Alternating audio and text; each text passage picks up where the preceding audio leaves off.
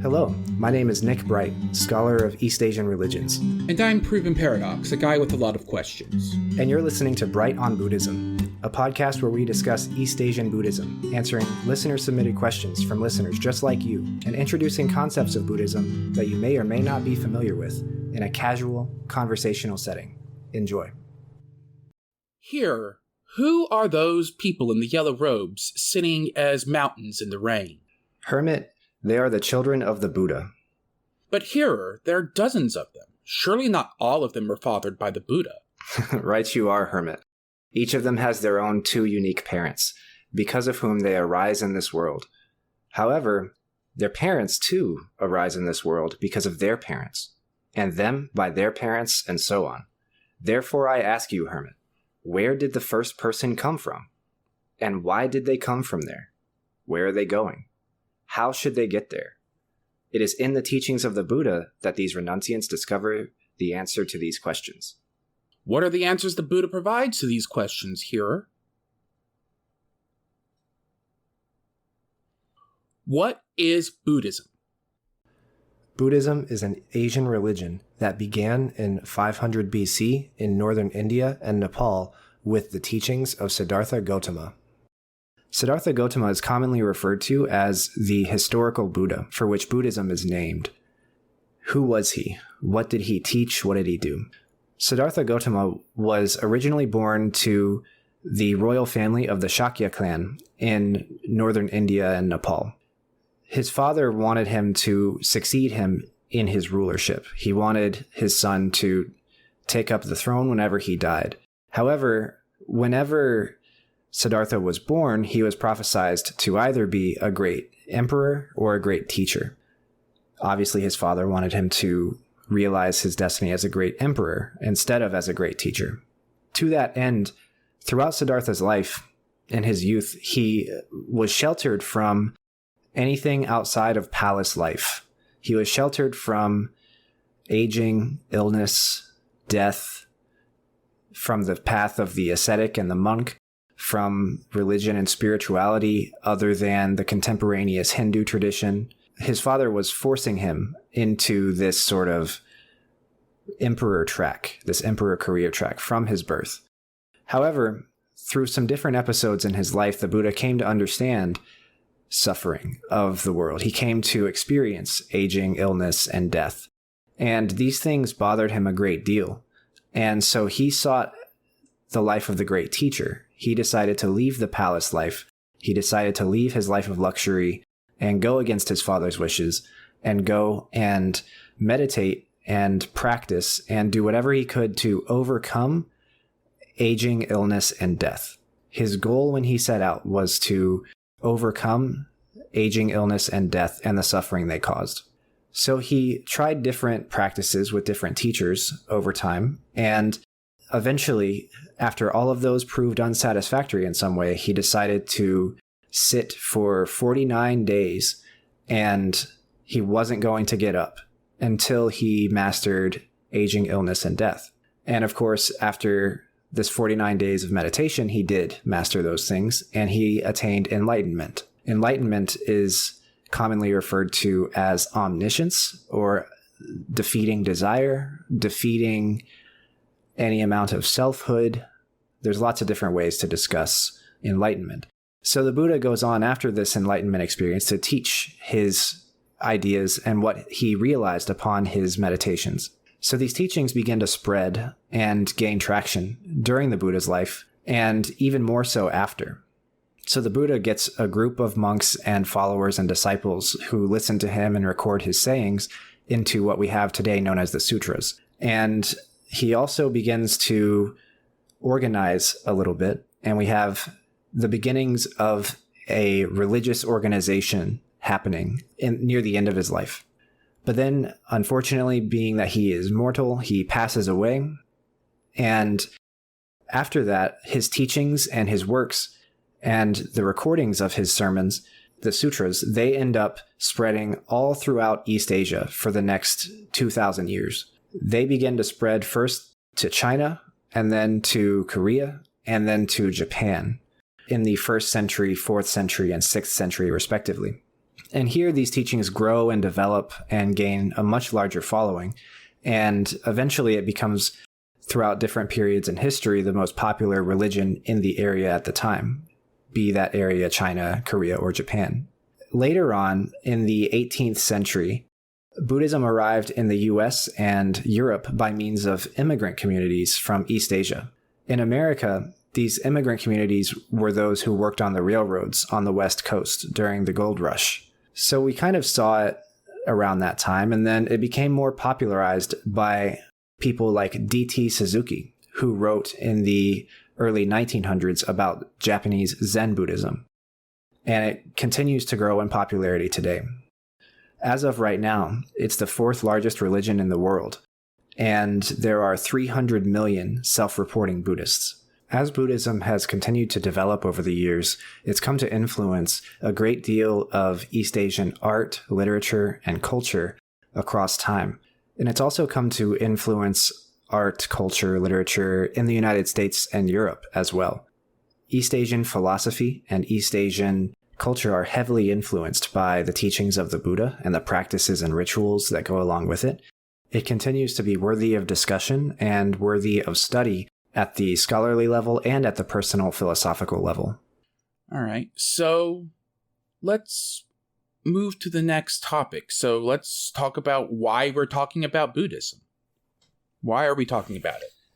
It's important to know that there's a lot of New Agey Buddhism out there. There's a lot of self-help books. There's a lot of books that claim to have some secret wisdom or knowledge in them, and they cite Buddhism a lot. But it's important to know that those books and those ideas are filtered through American and European worldviews and mindsets and history. This history and these worldviews, unfortunately, are rife with racism and prejudice against East Asian people and cultures. And to that end, also, the Buddhist philosophy, the Buddhist religion, the teachings can be transformed into either this extreme mysticism, this East Asian mysterious esoteric wisdom, or they can be kind of taken and shaped and molded by the presenter into this rational, real-life sensory evidence-based reasoning system, this epistemological, or this way of knowing the world type of thought process based in nihilism and in fatalism. And I think that both of those extremes are far away from what the actual evidence and what the actual practices 2,500 years ago suggest, or across history and all of East Asia suggest. And while this New Agey self-help type of Buddhism is valid and okay and correct for the people for whom it is valid and okay and correct for, it's, again, not really supported by the evidence. And so consumer beware about things like The Secret. Oh, yeah. That cite Buddhism and things like that. They're not wrong or inferior, but I think that it's important to discuss Buddhism in a decolonized, nuanced, and historically and textually accurate way in the midst of all of these other narratives that are being pushed out there. Makes sense. And that's actually one of the criticisms I would have of the book I mentioned last time, What the Buddha Taught. It seems, as far as I can tell, to do a good job of talking about the philosophical and ethical aspects of Buddhism, but completely filters out the religious aspects. So for a while it had me, in the mindset that Buddhism was a much more secular religion than it actually is. So yeah, I've seen that firsthand. I've also seen, I'm aware of The Secret. I'm aware of a lot of other than New Age, basically New Age charlatans who are using Buddhism, among other things, to justify what they're talking about. So, it's definitely like one of the things I'm most eager to get to in this podcast is to talking about, good sources, because I've actually ended up with a couple of bad ones, and it messed me up for a little while as far as my understanding of the religion goes.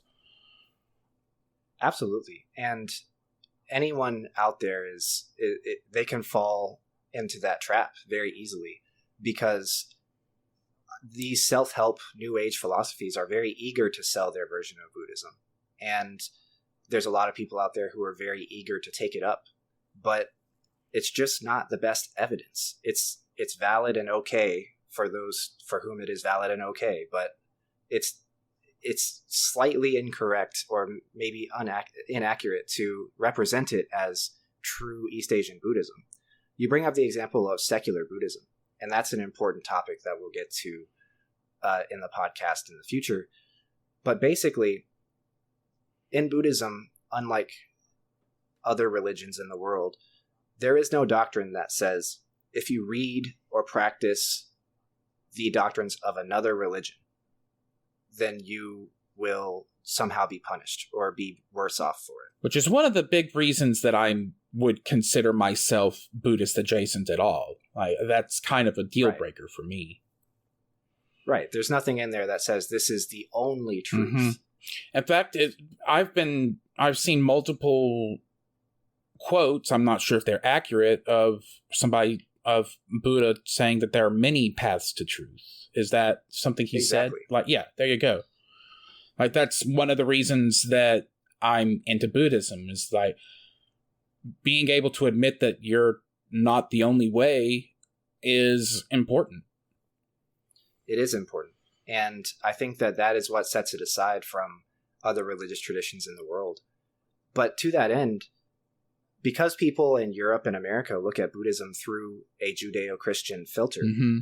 they look at a system of teachings that doesn't have the exclusivity that Judaism, Christianity, and Islam have, and thus they are not really quick enough to call it a religion, and will then turn around and sell it as a philosophy. And now you're starting to see the first steps of Buddhist modernism mm-hmm. coming in. No one is more qualified to say what Buddhism is than Buddhists. I'm not out here to claim that people who are Buddhists don't get to say what is and is not Buddhism, but I do think that it's important to realize that the idea of Buddhism as a philosophy and not as a religion is actually less than 100 years old. And the idea of Buddhism as being compatible with other religions, such that you can be a Christian Buddhist, or that you can be a Jewish Buddhist, or any other religion plus Buddhist. Again, that's a very young idea, very recent idea in history. And that sort of disregards hundreds of years of ritual tradition, thousands of years of ritual tradition, mm-hmm. thousands of years of textual tradition. And in order to make Buddhism fit with that other religion, Christian Buddhism, Jewish Buddhism, Islamic Buddhism, you have to throw all that out, because these Judeo-Christian religions are exclusive. You can't do the rituals that Buddhist practitioners used to do and continue to do to this day, and still be following the tenets of Christianity or Islam or Judaism. And so if you just conveniently throw those out, now you have this Buddhism of the modern era, which is just everything is desirous, everything causes suffering, and just be calm and mindful and happy. And that's part of it. That's a very, very small part of it, but there's more to it than just that.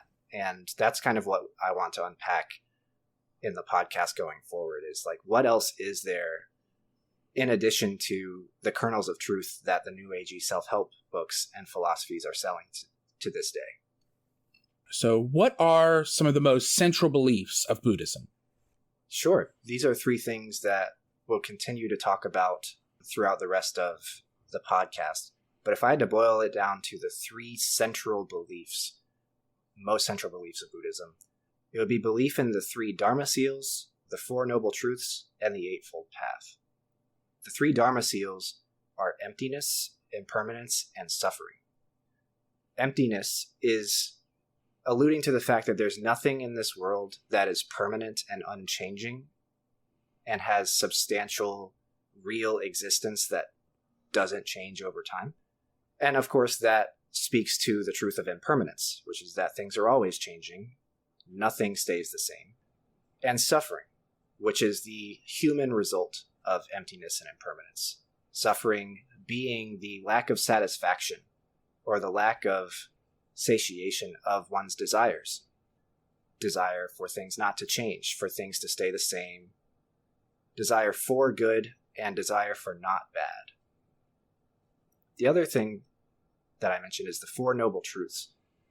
These are an organized system for understanding how these three Dharma seals are reflected in the life of human beings. The first noble truth is that suffering exists, and that's just true. Everybody has suffered in their lives.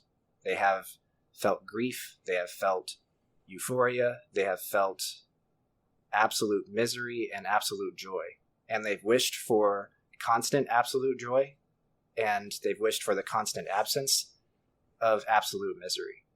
But life doesn't work that way. The second noble truth explains the cause of suffering, which is desire. Desire for good and for not bad. The third noble truth is that suffering has an end. So it's possible that we're not going to just be dissatisfied with life for forever. It's possible that we can overcome desire, defeat our natural inclination to want all good and want all not bad. And the end of suffering, which is the fourth noble truth, is the Eightfold Path. So these two blend together. The Four Noble Truths and the Eightfold Path are one unit together because these are the steps that a person has to take in order to change their lives. They have to acknowledge that there's a problem. They have to acknowledge the cause of the problem. They have to believe that there is an end to the problem, and they have to plan how to get to the end of that problem. The Eightfold Path is the behavioral changes that come from the Four Noble Truths. The Eightfold Path is how we take those truths and operationalize them into a changed life. The Eightfold Path is 8 nesting changes or nesting differences we can make in our lives. These are, I can list them off as right view, right intention, right speech, right action, right livelihood, right effort, right mindfulness, and right concentration. It seems like a one-way list, but these are actually usually presented in a circle, and all of these points are represented as spokes on that wheel. And they're nesting because our view determines our intention, and our intention determines what we say to people, what we say to ourselves, and what we say to people and ourselves determines our actions, and our actions are our livelihood. And our livelihood is our effort. It's what we're doing on this world. And if we can understand that effort, then we can kind of grasp at what is our mindfulness? What is our entire approach to this life? And if we can zoom out even beyond that, then we can see what our life is pointed at. And if we can harness all of these 8 things at any step or all steps in this Eightfold Path, then we can start to change the direction of our lives. We can start to turn the foundation of what we're doing and change directions and start to overcome this problem of suffering, this problem of desire, this problem of aging, illness, and death, so that we can actually not only abandon suffering because abandoning suffering we think is all good and no bad, but abandon this desire for all good and no bad. Abandon this feeling that good and bad are different, that desire for good and desire for not bad are different. And so this is central to how a person starts here in this life and turns their foundation towards something better. All right. Well, I think that's a good introduction, at least. We're going to have to talk about all of this in detail at some point, but I think it's time for us to wrap up. Next time, we're going to be talking about questions such as, who is the Buddha? Is he a god? And is there more than one Buddha? Join us next week. Thanks. All right. I hope you enjoyed listening, and hopefully we'll be back soon. My name is Nick Bright, scholar of East Asian religions and the voice of Hearer. And I'm Docs, editor, question asker, and voice of Hermit. And this has been Bright on Buddhism. Thank you for listening. If you like our podcast, or if you have a question you'd like us to discuss, we'd love to hear from you. Please consider leaving a comment or review, subscribing, or joining us on social media. Our email is bright.on.buddhism@gmail.com. You can find us on Twitter at Bright Buddhism. As always, citations and resources for this episode can be found in the show notes. Thank you.